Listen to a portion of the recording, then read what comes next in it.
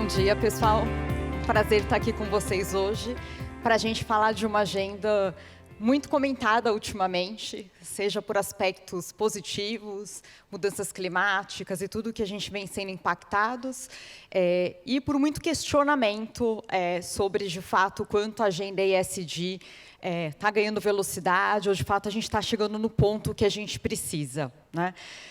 O painel aqui mediado pelo Ricardo trouxe muitos elementos da agenda ESG, então esse é um tema que cada vez mais está presente no nosso dia a dia, né? E quando a gente fala da agenda ESG, eu acho que eu trouxe um pouco até a jornada do próprio Itaú para a gente discutir mais sobre o tema, mas a gente está falando de uma siglinha que ela mesma tem sofrido uma certa ampliação, né? Porque quando a gente fala do environmental, do ambiental, quase que o climático está ganhando uma força própria pela importância. Eu acho que todos os recentes eventos mostram o quanto, de fato, mudanças climáticas têm acelerado, o compromisso do mundo, das empresas e dos bancos em relação à nossa jornada rumo ao net zero em 2050. A agenda social, tão conectada com meios de pagamento, muitas oportunidades, não somente risco, mas muitas oportunidades de contribuição nessa agenda. E a parte de governança, tão importante, que acho que também casos recentes mostram o quanto a governança é importante para mostrar que empresas e bancos não só parecem, mas são de fato, né? O quanto a gente consegue, por meio da governança, mostrar que essa é uma agenda enraizada cada vez mais na estratégia, na intencionalidade de ações, quanto isso é observado, né? E cada vez discussões mais sobre diversidade de olhares, o quanto isso contribui para esse olhar mais de futuro, né? Mas, basicamente, falar de ESG é uma tradução de como que fazer novos negócios, ou seja, não é uma agenda paralela, né? Tanto que, cada vez mais na estrutura das empresas e dos bancos, essa não é uma agenda mais de uma área de sustentabilidade, né? No banco, eu faço um papel meio de ser uma consultora para as demais áreas, mas essa é uma agenda que cada mês o conhecimento tem que estar presente em todas as áreas, no dia a dia, nas discussões, né? Só que isso não é uma agenda só interna, né? Quando a gente fala de ESG, tem uma coisa, de fato, de você entender como permeia a estratégia. Então, quando você está falando de meta dos executivos, quando você está falando de indicadores, quando você está falando de compromissos públicos, quando você faz a comunicação interna, a comunicação externa, ou seja, uma coisa, quando você elabora novos produtos, isso tem que estar permeando como um todo. Mas como que você mantém um olhar muito de escuta com stakeholders, né? Como que você consegue capturar as tendências do que estão vindo, fazer diálogos com investidores, porque essa é uma agenda que eu vou mostrar para vocês, cada vez mais na atenção de investidores nacionais e estrangeiros, principalmente. Como que você escuta os experts no assunto? A gente não sabe tudo, a gente tem particularidades no Brasil, diferentes de outros lugares do mundo, não dá para a gente traduzir o que está sendo feito lá fora para cá, a gente tem questões que são próprias do país, como é que a gente faz mais diálogos, escuta, como que a gente escuta os nossos clientes, os nossos não clientes, como que a gente dialoga com a sociedade, né? Meios de pagamento ajudam muito na inclusão, como o painel anterior estava falando, então, ouvir as demandas e as necessidades da sociedade. Então, tudo isso compõe um pouco do que é essa agenda ESG, como ela pode, de fato, acontecer na prática, né? Mas, reunindo tudo isso, o olhar sempre tem que ser um olhar de impacto, ou seja, o que de fato isso está fazendo para mudar o jogo? O que isso está trazendo mais resiliência para o meu negócio? O que isso está fazendo gerar mais impacto para o meu cliente ou para o meu fornecedor? Porque ESG também não é só centralidade no cliente, é centralidade no cliente, mas olhando toda a minha cadeia de valor, né? Então, vocês percebem que é uma agenda ampla, que impacta vários públicos. Eu sempre falo que depois do ESG, a próxima fala é priorização, né? Porque ela é uma agenda ampla e sedutora, e que se a gente não conseguir priorizar e entender aquilo que é material para o nosso negócio, a gente acaba se perdendo um pouco em como a gente atua na agenda ESG, né? Quando a gente fala de cenário, né, então eu acho que esse é um ponto bastante importante, que é como que a gente entende as tendências e como que a gente se prepara para elas, né? E qual a intensidade que a agenda ESG vem ganhando nos últimos tempos. Uma coisa que a gente utiliza como ferramenta no Itaú e tem sido bem sucedido para a gente ter um olhar mais atento naquilo que é material para traduzir isso internamente, é olhar os vetores de pressão. Hoje, não tem mais um único vetor de pressão que nos aciona. Não é só o regulatório, não é só o mercado. Hoje, você tem uma combinação desses vetores e nenhum tem predominância de peso em relação ao outro. Todos eles têm impactado o banco e têm impactado as empresas. E eu acho que uma coisa que a gente consegue observar não é só no banco, mas principalmente os meus clientes. Quando eu dialogo com grandes empresas, médias empresas, quando eu olho o impacto na pessoa física, eu consigo perceber, de fato, que isso não é uma agenda só que afeta o sistema financeiro, mas isso afeta todas as empresas. Eu acho que, com o avanço que a gente vem tendo na inadimplência, todos os dias a gente tem uma notícia no jornal de uma empresa entrando em recuperação, de uma empresa, de fato, passando por dificuldades. Ou seja, isso tudo está muito relacionado.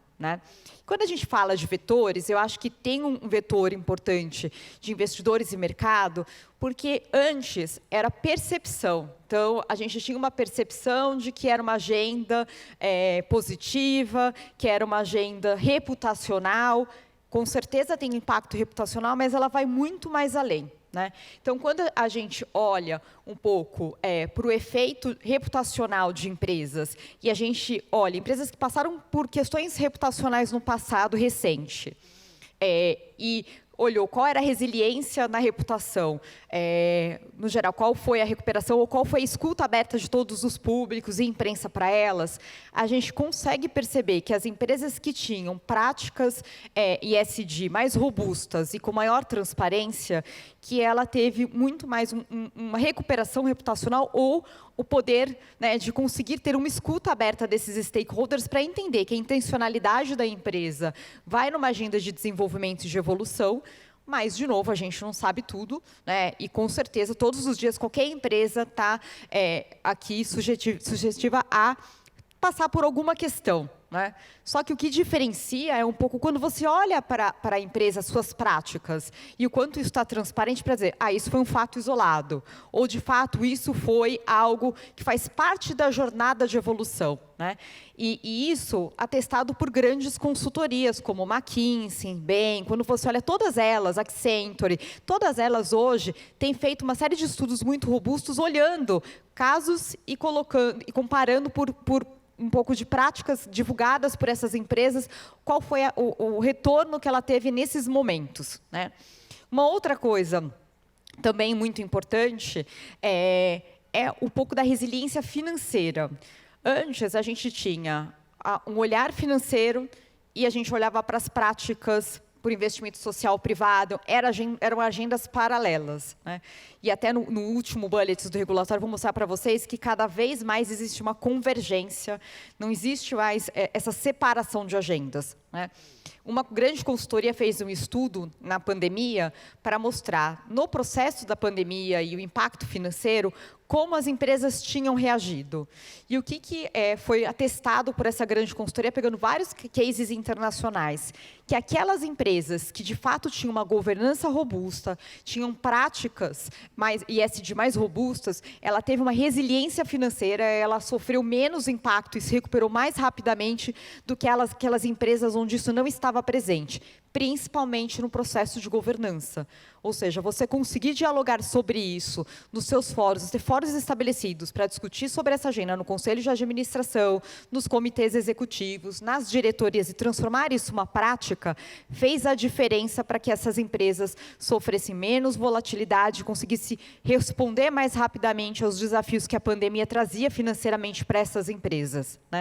E aí eu vou trazer um exemplo do que aconteceu no Brasil. No Itaú eu tive o privilégio de tocar um projeto chamado Todos pela Saúde, e a gente acabou buscando os nossos clientes num determinado momento, e principalmente clientes ali na fábrica de produção de roupas e tudo mais, para a gente conseguir produzir máscaras para distribuir para a população. E o que a gente percebeu é que algumas empresas estavam passando já por dificuldade, porque fecharam as lojas, nem todas estavam preparadas para o comércio eletrônico, e muitas começaram a se oferecer meio que olha, eu preciso receber o mínimo por essas máscaras, eu dou desconto no tecido para eu conseguir manter a minha folha de pagamento, para não ter que desligar os colaboradores, né? E a gente conseguiu fazer um grande trabalho dizendo, não, da mesma forma que eu compraria numa loja, a gente vai pagar o valor justo, e isso acabou sendo uma parceria, mas esse olhar mais amplo de entender o que importa naquele momento e conseguir olhar, né, priorizando desde os colaboradores, entendendo como manter em dia o pagamento de fornecedores ali mais impactados. Então, isso acaba que tem um olhar mais amplo, e o que a gente percebeu nesse momento foi o quanto dessas empresas, o boarding estava preparado para essa discussão e para essa análise de crise, né? E o que eu percebi é que essas empresas tinham no seu DNA, mas essa questão já estava um pouco mais maduras nesse tipo de discussão, né? Quando a gente olha também no mercado, o mercado cada vez mais tem avaliado as empresas por quais compromissos, né? Porque por mais que você divulgue as iniciativas e você fale da estratégia, de novo, não basta ser, você também tem que parecer. Quantos compromissos públicos você espontaneamente divulga ou você adere, né? Eu acho que um exemplo recente é o Net Zero Bank Alliance para bancos, e tem o Net Zero Race to Zero para a agenda climática, onde muitos dos investidores nos perguntam, né, e eu acho que esse é um dado interessante, né? Eu estou há bastante tempo no banco e faço conversas junto com a nossa área de relações com investidores, e eu sempre ficava para a última quando dava a pergunta dos investidores sobre a agenda de sustentabilidade ou ESG. Hoje, mais de 90% das perguntas dos investidores estão relacionadas à agenda ESG. Então, eles querem saber o que vocês estão fazendo para a jornada climática. Como é que garante que vocês aqui, de fato, estão olhando para o cliente e para a descarbonização dos setores? Como que está a composição de diversidade na empresa? Como está refletido nos números, né? Então, obviamente que nos investidores brasileiros a gente tem uma agenda de evolução, mas os investidores internacionais, essa é uma agenda com muita atração, principalmente porque a parte regulatória lá fora já evoluiu bastante. Então, essa é uma pauta muito constante. E quando você traz os compromissos, o quanto você está se comprometendo publicamente, isso quase que um voto de fé que, de fato, você está comprometido e está trazendo as obrigações desses compromissos, o nível de transparência exigido por esses compromissos para dentro das empresas. Tanto que, para o Itaú ser Net Zero, os nossos clientes têm que ser Net Zero, né? Porque o setor financeiro como um todo, né, principalmente meios de pagamento, não é um setor carbono intensivo, mas a gente é responsável pela emissão da nossa cadeia de fornecedores e principalmente dos nossos clientes. Então, entender como estão as empresas e que cliente já se comprometeu ou não se comprometeu. A gente usa a mesma lógica do investidor hoje para as empresas, né? E olhar como que, no caso de fornecedores, e eu vou trazer um exemplo mais à frente de como a gente pode trazer na prática o exemplo ESG, trouxe 2 cases para compartilhar. Quando a gente olha para, às vezes, alguma ideia, alguma iniciativa que a gente quer desenvolver, o que a gente percebe não temos uma cadeia de fornecedor desenvolvida e preparada para isso, né? Então, tem um pouco desse olhar que é super importante. Quando a gente olha para a sociedade, os novos talentos, eles cada vez têm focado o seu comportamento, eles já nascem com o drive do ESG, né? Então, eles querem... você vai entrevistar hoje um trainee, um estagiário, uma pessoa que está saindo da universidade, ela quer saber qual que é o propósito da empresa, o que você faz. É outra pegada. Você não retém mais talento se, de fato, isso não for uma coisa presente. E isso já se reflete no consumo dessa molecada também, né? Então, adquirir produtos, estão dispostos a pagar mais por produtos que tragam comprovadamente ali uma prática ESG, né? E a gente tem os movimentos regulatórios. Então, quando a gente olha para o Banco Central, ele vem há algum tempo já, ele começou com a agenda de cidadania financeira, hoje ele tem olhado o ESG de uma forma mais ampla, né? O ano passado, todos os bancos tiveram que publicar uma política de responsabilidade social, ambiental e climática, onde o Banco Central trouxe parâmetros mínimos para a gente ter uma uniformização entre o sistema financeiro, entre os bancos. Ele monitora as operações, ou seja, tem o diálogo constantes ali para mostrar o que o banco vem fazendo, o que o setor vem fazendo por meio da Febraban. Quando a gente olha numa forma mais ampla, SEC, normas contábeis, então todo o movimento de integrar o ESG, ou seja, não tem que ter o capítulo fora do balanço sobre ESG, eles querem ver refletido nos números das empresas. Então, é uma agenda que não tem volta, né? Obviamente que coisas acontecem num mundo globalizado, né? Então, guerra da Ucrânia, você começa a ter questionamentos nos Estados Unidos, mas o impacto já está acontecendo, né? Não é uma agenda de goodwill. Isso, de fato, é uma agenda que, para a perenidade dos negócios, ela não dá mais para não pensar mais numa agenda ESG, né? E, quando a gente fala um pouco da jornada do Itaú, então, nosso investimento social privado, que colabora com a sociedade, né? Não está ligado diretamente ao core, mas, de fato, trabalha a base para um core, né? Quando a gente fala de Brasil, né? Ele está datado do início da década de 90. E a gente sempre foi aderindo a compromissos, atuando nessa agenda como uma oportunidade de aprender, né? Eu sei que Dow Jones, ISE, os compromissos acabam trazendo uma régua de controle, de uma estruturação, mas ele traz muito feedback, ele te ajuda a te comparar com outros players do setor, ele consegue te mostrar quais são as boas práticas. Então, isso sempre foi um movimento, né? E, por meio desse movimento, a gente revisitou a nossa estratégia ESG no começo de 2019 e a gente lançou 10 compromissos de impacto positivo, no qual cada um desses compromissos estão mais detalhados no nosso site, na aba de sustentabilidade. A gente tem um executivo do banco responsável, ali tem a meta pública, a gente tem quais são os KPIs, a gente faz um reporte público, a gente utilizou os compromissos para aderir aos princípios de responsabilidade bancária da ONU, então a gente presta contas, mas eu queria chamar a atenção para um específico, que eu acho que foi um pouco da pauta da mesa anterior, que é o nosso compromisso de cidadania financeira e o outro de inclusão e empreendedorismo, que eu acho que dialoga muito com o setor aqui, né?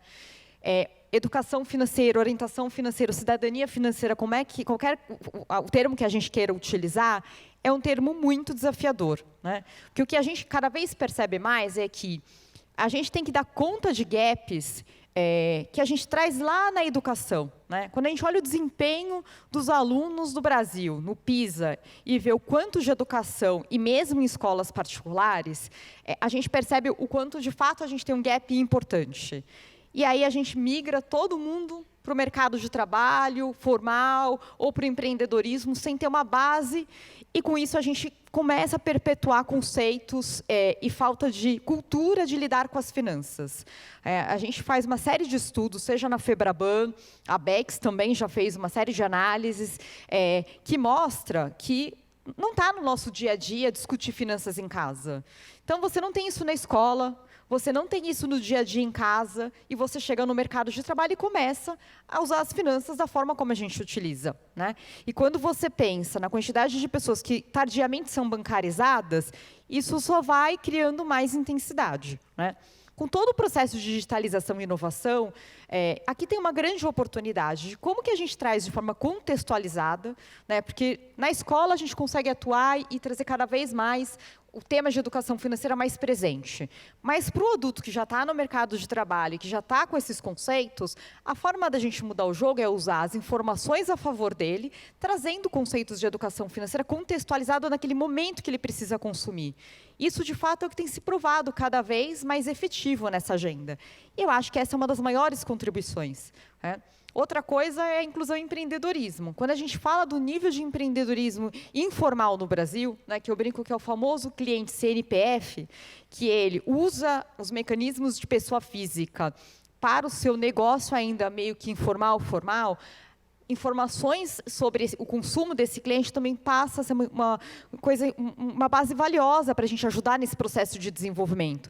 Então, essa é uma agenda de contribuição que o setor pode dar, usando a própria informação do cliente a favor dele, né? E aí eu trouxe 2 exemplos para trazer um pouquinho na prática, né? Dois cases do Itaú, mas que eu acho que cabem aqui para o setor como um todo, né? Um deles é uma parceria, a gente entrou em sociedade com uma startup, que é o Cupom Verde, e o que a gente fez, né? É uma wallet digital de documentos fiscais, para o consumidor, de uma forma geral, ele pode ser cliente ou não cliente do Itaú, né? E aí, aqui, você tem um olhar da agenda ESG mais ampla, né? Eu acho que uma primeira coisa que chama atenção, e eu acho que mais do que debatido por todos nós aqui, é o papel termossensível que apaga, né, e que ninguém sabe onde colocou o papel, e que a gente não faz o real uso como a gente poderia para conseguir cadastrar, né. Então, o cupom verde, ele tira a necessidade da impressão do papel termossensível. Isso vai para essa wallet, onde você consegue classificar os seus gastos, você começa a fazer uma análise disso, né? Então, isso é uma coisa importante. O segundo ponto é que, para os pequenos estabelecimentos, né, você tem a economia das bobinas do papel termossensível. Para grandes, isso acaba sendo até mais relevante, mas para o pequeno também, né? Então, você tem essa questão, mas tem a questão do meio ambiente, né? O quanto que você tem? A cada 70 mil cupons de termossensível que você imprime, é uma árvore a menos, ou, se você evita, é uma árvore a mais, né? Então, a lógica do cupom verde para cada 70 mil cupons não emitidos, além de preservar uma árvore, o Itaú vai lá e planta outra árvore para incentivar a consciência ambiental dos nossos consumidores, né? E aí tem essa questão, de fato, da gente começar a conscientizar, por meio do consumo, análise de dados, o nosso consumidor. Então, ele vai ter informação, ele consegue baixar, ele consegue fazer uma análise do teu perfil de consumo. E para o setor, também é uma informação valiosa, porque eu consigo entender a dinâmica e começar a trazer educação financeira contextualizada. Como é que ele usa, como é que ele poderia fazer isso de forma mais efetiva, né? Porque, de novo, educação financeira tem que ser de forma contextualizada. Não adianta a gente colocar aquele cursinho de prateleira no site, o curso. O que a gente percebe é que isso impacta muito pouco. Mas você chegar com aquela informação, naquele momento que ele está refletindo sobre uma necessidade ou sobre um comportamento que levou ele ali a ficar meio, né, enforcado no mês, ali, de fato, gera um impacto maior nesse cliente, né? Então, o cupom verde, ele acaba sendo uma prática que a gente olha muito mais como uma forma da gente impactar a ESG os nossos clientes e conseguir usar a informação a favor dele, colocar essa informação à disposição para que ele reflita um pouco sobre o comportamento dele, né? E, obviamente, que para o estabelecimento, ele também tem na mão ali informações de qual produto que está sendo mais consumido por aquele consumidor, ele consegue fidelizar. Tem uma série de oportunidades de como isso pode ser feito, né? Outra prática que eu queria compartilhar com vocês, que eu acho que também é super debatido no setor, é a questão do cartão do plástico, né? A gente teve várias reflexões dentro do Itaú. A gente tem o cartão do IT, né? Ele já nasceu não só com o plástico 100% reciclável, mas ele tem questões de acessibilidade para pessoas com deficiência. Mas, por trás disso, tem uma grande discussão, né? Se hoje todo o setor resolvesse ter 100% de plástico reciclável nos cartões, a gente conseguiria? Não, porque a gente não tem hoje um sistema de reciclagem no Brasil que conseguiria dar conta da demanda que seria gerada pelo plástico, pela troca dos portfólios, né? Então, aqui tem um trabalho prévio enorme, se essa fosse a estratégia de mudança, que era como incentivar cooperativas, como que a gente estruturar isso para a gente conseguir gerar a matéria-prima necessária para esse tipo de atendimento, né? Porque o plástico que existe, ele é caro, e é muito difícil você mobilizar a empresa apenas pelo argumento do ambiental, né? Você tem que trazer também o econômico para a discussão.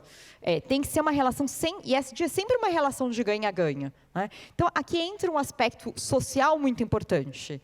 Só que a gente está falando do plástico reciclável, quando, na verdade, a gente está evoluindo muito em inovação e tecnologia, e cada vez mais falando de digitalização, né? Então, ter uma agenda onde, para aquelas pessoas que estão maduras, cada vez mais desmistificar o quanto é seguro o uso do digital e deixar para quem ainda não está maduro a opção do reciclável, é o caminho mais sustentável na linha do tempo, né? Porque, por mais que você fale do reciclável, ele é muito melhor do que o plástico usado hoje? Sim, mas você ainda tem uso de água no processo de produção, você tem ainda alguns desafios, né?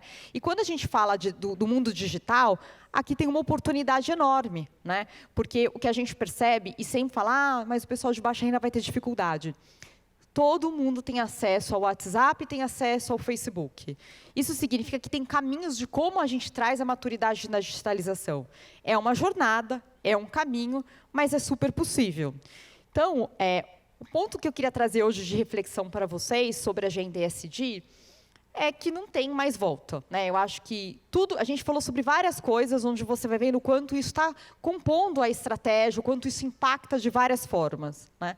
E no momento que a gente está falando um pouco dos desafios econômicos que a gente vem passando, uma atenção cada vez maior para o público de baixa renda, meios de pagamento têm uma agenda importante de como é que a gente pode cada vez mais trazer isso de uma forma saudável, por um uso, por uma bancarização. A gente sempre soube que meios de pagamento foi uma forma de bancarização da população brasileira e acho que tem de ser cada vez maior pelo processo de inovação e tecnologia embarcado. Mas como que a gente usa tudo isso também para trazer orientação, para trazer educação? Como que a gente consegue trazer essa contribuição, né? Porque, no fundo, é sobre isso, né? Quando a gente fala de ESG. A gente vai ter um uso mais saudável e a gente vai conseguir, de fato, levar essas pessoas, de fato, para ter uma vida, um uso mais saudável dos nossos mecanismos, da sua finança e, de novo, volta a relação do ganha-ganha. É bom para o setor, é bom para as empresas e é bom para o consumidor, né? E eu acho que mostra cada vez mais a transparência que a gente tem e o quanto, em conjunto, a gente pode fazer um trabalho com os reguladores para eles entenderem que é uma agenda de oportunidade, que a gente não precisa proteger, a gente tem que informar mais, a gente tem que conscientizar mais, a gente tem que educar mais a população para usar esses nossos mecanismos, né?